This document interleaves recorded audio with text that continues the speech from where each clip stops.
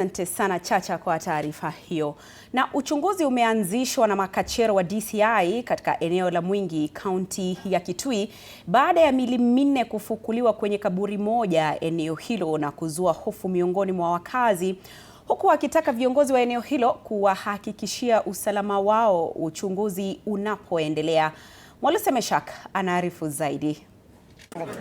Wakazi wa Mwingi, kaunti ya Kitui, wameelezea wasiwasi mkubwa kufuatia ongezeko la matukio ya kutatanisha ya usalama katika mji huo na maeneo jirani. Hofu hii imeongezeka baada ya miili minne ya wanaume kufukuliwa kutoka katika makaburi ya kina kifupi yaliyopatikana karibu na mji wa Mwingi. Kamanda wa polisi wa Mwingi ya Kati, Anthony Maina, amesema miili minne iliyofukuliwa ilikuwa imezikwa bila nguo, huku mikono na miguu ikiwa imekunjwa.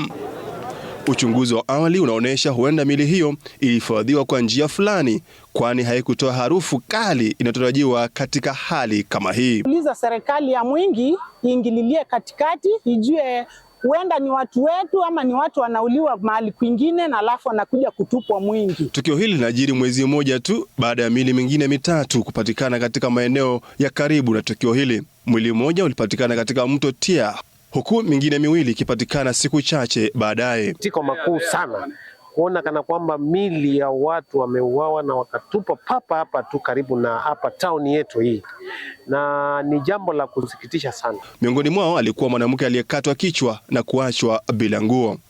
Wakazi sasa wanashuku kuwa baadhi ya waathiriwa waliuawa maeneo mengine kabla ya kutupwa eneo hili la Mwingi.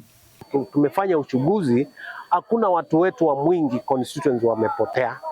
Yule ambaye alikuwa amepotea ni mmoja na ni kama amepatikana pande ya Mombasa. Another 2 bodies were discovered for a female and a male. And up to date we are yet to know what has really happened. So we are asking the security to be beefed up at Mwingi and very fast investigation so that we may know who are the victims. Wakazi hawa sasa wametoa wito kwa vyombo vya usalama kuongeza doria, kuimarisha upelelezi na kushirikiana na wananchi. Polisi wamehimiza familia zilizo na watu waliopotea kuripoti ili kusaidia utambuzi wa miili, huku uchunguzi ukiendelea. Miili ya wanne hao iliyofukuliwa inahifadhiwa katika makafani ya hospitali ya Mwingi level 4, uchunguzi ukiendelea. Mwaluse Meshak, TV 47.